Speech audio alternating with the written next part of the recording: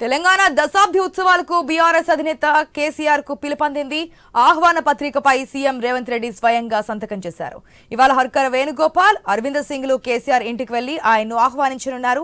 2014 నుంచి 2023 మధ్య 10 సార్లు సీఎం హోదాలో తెలంగాణ రాష్ట్ర అవతరణ ఉత్సవాల్లో కేసీఆర్ పాల్గొన్నారు. ఈసారి విపక్ష నేతగా కేసీఆర్ పాల్గొంటారా లేదా అన్న దానిపై ఆసక్తి నెలకొంది.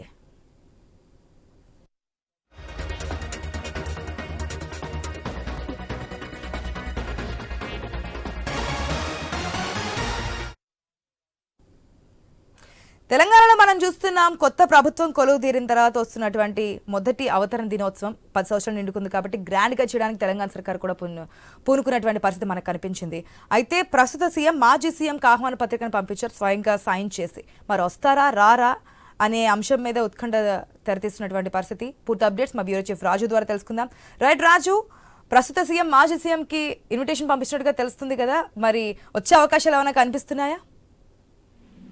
చూడాలి ఆశ, ఎందుకంటే మరి ఆయన ప్రతిపక్ష నేత హోదాలో ఇప్పటివరకు అసెంబ్లీ కూడా హాజరు కాలేదు. రేవంత్ రెడ్డి అంటే ఆయనకు వ్యక్తిగతంగా కూడా పడినటువంటి పరిస్థితి ఉంది.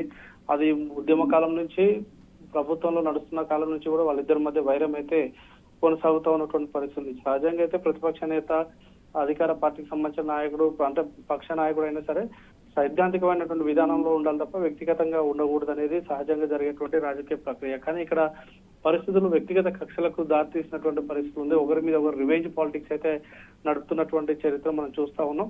సో మన నిన్న ప్రభుత్వం తరఫున అధికారికంగా స్వయంగా రేవంత్ రెడ్డి సంతకం పెట్టి ఆహ్వాన లెటర్ ని నిన్న ప్రభుత్వ సలహాదారు హర్కర వేణుగోపాల్ తో పాటు అరవింద్ సింగ్ తో కలిసి ప్రభుత్వ ప్రతినిధిగా పంపడం జరిగింది. వారిని ఖచ్చితంగా కలిసి రావాలి అని చెప్పేసి ఆహ్వానించడం జరిగింది. అంటే ఇది అధికారికంగా రేవంత్ రెడ్డి స్వయంగా పర్సూ చేసి పంపించినటువంటి పరిస్థితి ఉంది. సో మరి ఇప్పటి వరకు అయితే ఆయన గజ్వెల్లోని ఫామ్ హౌస్ లో ఉన్నటువంటి కేసీఆర్ నుంచి కానీ బీఆర్ఎస్ పార్టీ నుంచి కానీ ఇప్పటి వరకు దీనికి సంబంధించినటువంటి అధికారిక సమాచారం అయితే బయటికి రాలేదు, వాళ్ళు ఇవ్వను కూడా లేదు.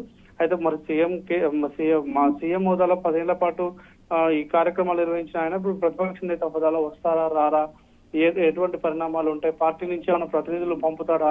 ఎందుకంటే పెరడ్ గ్రౌండ్ లో అమరవీరుల కుటుంబాలకు కూడా ఘనంగా సత్కారం ఉంటున్నటువంటి నేపథ్యం కాబట్టి రాకపోతే ఉద్యమ పార్టీగా, తెలంగాణ తెచ్చిన పార్టీగా వన్ సైడ్ కార్నర్ అయ్యేటువంటి అవకాశం కూడా ఉంటుందని చెప్పేసి రాజకీయ విశ్లేషకులు చెప్తా ఉన్నారు.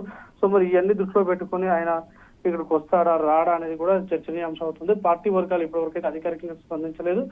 చూడాలి ఈ రోజు సాయంత్రం వరకు ఎటువంటి నిర్ణయం తీసుకుంటారనేది కూడా చూడాల్సిన అవసరం ఉంది ఆశ. కానీ రాజు, నిన్న మనం చూసాం, అటు తెలంగాణ గీతానికి సంబంధించి కానీ లేదంటే చిహ్నానికి సంబంధించి కానీ ఇప్పటికే ప్రతిపక్ష పార్టీ ఆర్గ్యుమెంట్ చేస్తోంది. ఏ విధంగా కేసీఆర్ మార్క్ కనిపించి కూడా చేయడానికి రేవంత్ రెడ్డి చూస్తూ ఉన్నారు, ఇది మేము ఒప్పుకోమంటూ చెప్తున్నటువంటి సందర్భంలో ఎంతవరకు వెళ్లే ఛాన్సెస్ ఉన్నాయనుకోవచ్చు? చెప్పలేము, ఎందుకంటే అది వేరు ఇది వేరు. నిర్ణయాల మీద భేదాభిప్రాయాలు ఉండడం సహజం.